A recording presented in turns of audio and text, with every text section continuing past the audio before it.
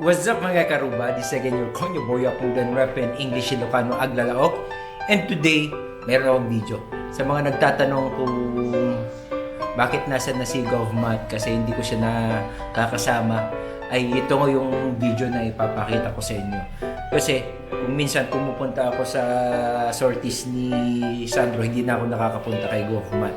Isa sa mga pinakagusto ko na napunta niya ay sa Ningras. Puntahan natin dyan mamaya. So ipapakita ko yun kung gaano ba siya ka-humble, kamahal ng mga tao dito sa Ilocos Norte. Ganun po ka-bait ang aming gobernador na si Governor Matthew Marcos Manotoc.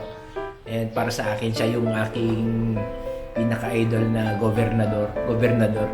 Kasi palagi niya rin akong wini-welcome.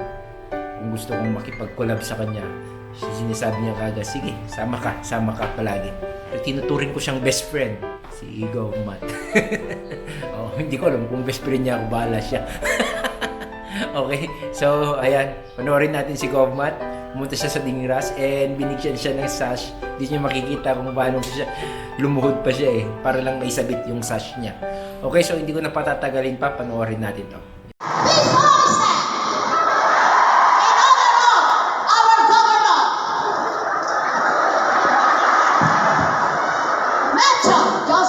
Marcos Manotoc.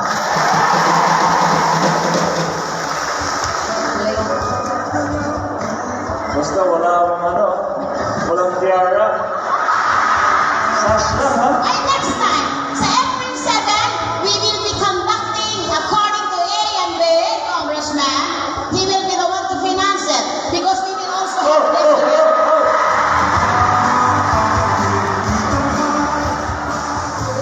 Basta walang swimsuit competition, ha? Yes, sir. Let's go.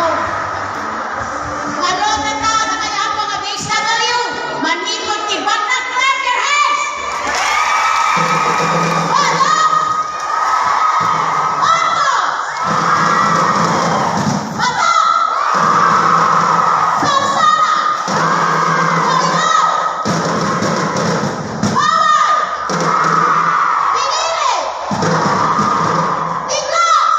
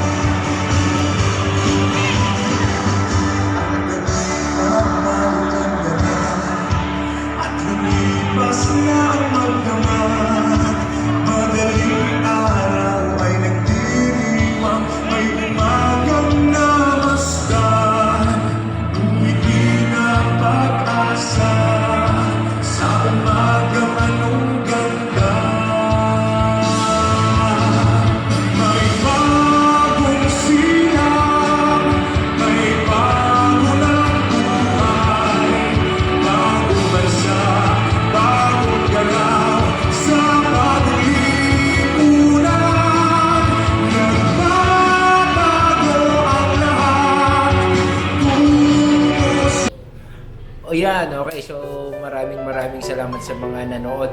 And meron pa akong i-clarify. Lately lang, hindi ko alam kahapon, nag-trend yung dyan sa TikTok about yung may nag-live about kay Sandro, kaya na-stop yung pagbi-video at saka sa pagpipicture ng mga vloggers or sa mga photographers dyan or sino man. Kasi bawal na bawal po talagang mag-live.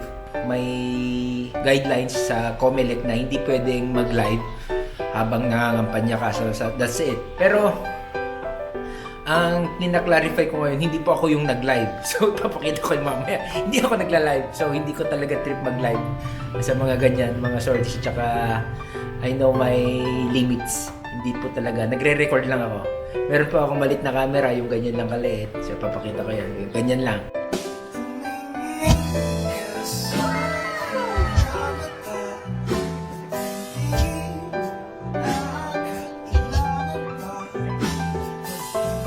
Ano kung magla-live dyan? Hindi naman ako naka-live dyan. Yung ganyan na camera, ganyan. Hindi po ako nagla-live. Hindi po ako yung taga-live. So, nasabi ko lang siya for the reason na siguro for awareness din sa mga pinupuntahan ni Sandro. Huwag niyo pong i-live. Please lang po. Okay?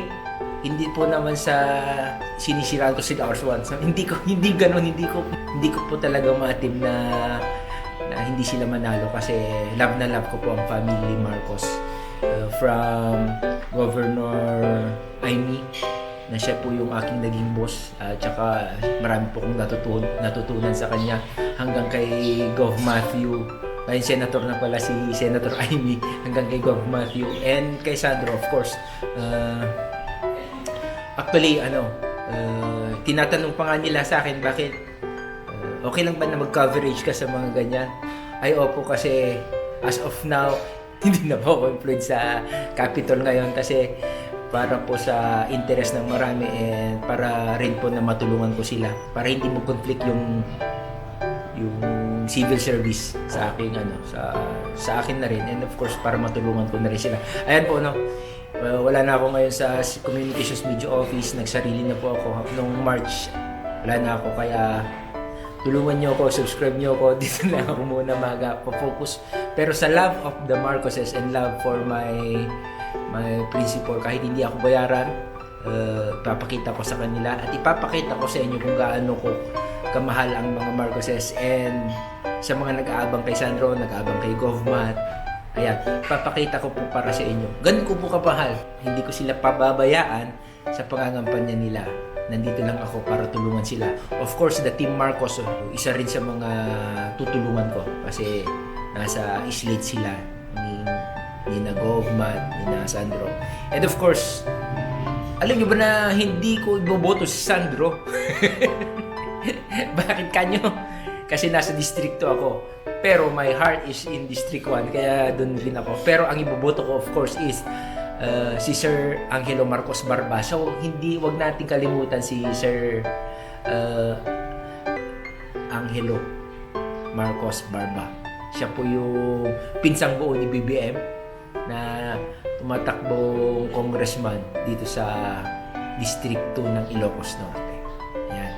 Siya taga-distrito ako, taga-Paoy ako. So, ayan. Ganun po, kaya huwag niyo kong i-bash. Lang. Hindi naman mabait naman kayo eh. Pero ayan, ano pa? Ganun ako ka-sincere sa pangangampanya nila at saka sa pag-promote sa kanila. Pwede kong ialay ang aking yung aking trabaho. Pwede akong umalis sa trabaho ko para lang mag-vlog para sa kanila. Ayan. So, ganun lang. O, diba? Okay. So, ayan. So, nakikita niyo. Ano pa nga ba? So, sa lahat po ng mga pinupuntahan ni Sandro, please lang po, at saka sa mga Team Marcoses, please lang po, huwag niyo pong i-live. Okay? Ako na po yung ako na po yung nakikipag-usap sa inyo na wag mo po nating i-live. Makipag-picture lang po tayo, makipag-video, pero wag po tayong mag-live. Okay? So, yun lang. Sooner or later siguro si Govmat, makakasama ko rin siya. hindi lang ako ngayon medyo busy kasi may ginagawa ako ngayon, and siguro after Holy Week. After Holy Week talaga. Ayan, so maraming salamat sa inyo sa mga nakinig, and sa mga, ayan, may video na ako kay GovMat, so ayan. maraming salamat sa inyo. Once again, this is again your Konyo Boy Apong Rep and English Ilocano Aglalao. Yo, peace out. Bye-bye.